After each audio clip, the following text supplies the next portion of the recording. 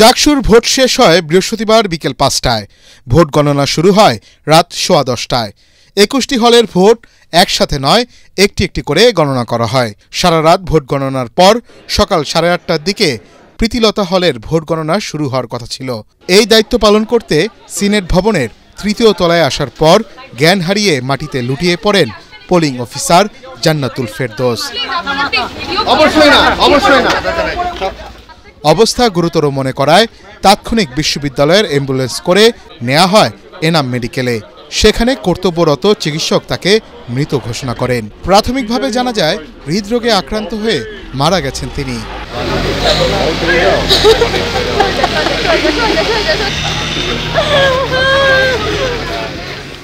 জাবির চারুকলা বিভাগের সহকারী অধ্যাপক জান্নাতুল ফেরদৌসের মৃত্যুর খবরে শূন্যতা তৈরি হয়েছে ক্যাম্পাসে। তার মরদেহ আনা হয় কর্মস্থলে। তার এই অকাল চলে যাওয়া মেনে নিতে পারছেন না শিক্ষার্থী ও সহকর্মীরা।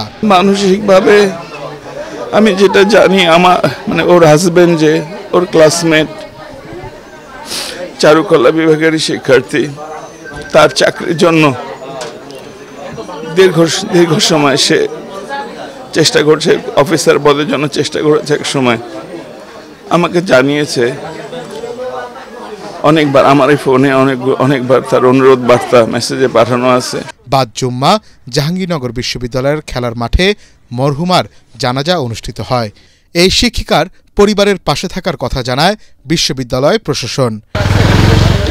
এদিকে জাকসু নির্বাচন নিয়ে নানা অব্যবস্থাপনা ও হাতে ভোট গণনা করায় বাড়তি চাপ সৃষ্টি হয়েছে বলে অভিযোগ তুলেছেন বিশ্ববিদ্যালয়টির কয়েকজন শিক্ষক।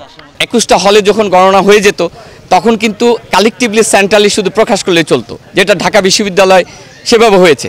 তা আমি বিশ্বাস করি নির্বাচন কমিশন এবং প্রশাসন এই দিকটি হয়তো গুরুত্বের সাথে বিবেচনা করেনি। ভোটারের ৩টা করে, তার মানে আমার যদি ধরেন ৮,০০০ হচ্ছে ভোট কাস্ট হয়ে থাকে, তাহলে আমাকে ২৪,০০০ আমাকে কাউন্ট করতে হবে ম্যানুয়াল পদ্ধতিতে। এটা কিভাবে সম্ভব? তাহলে এভাবে ৩ দিনেও সম্ভব হবে না।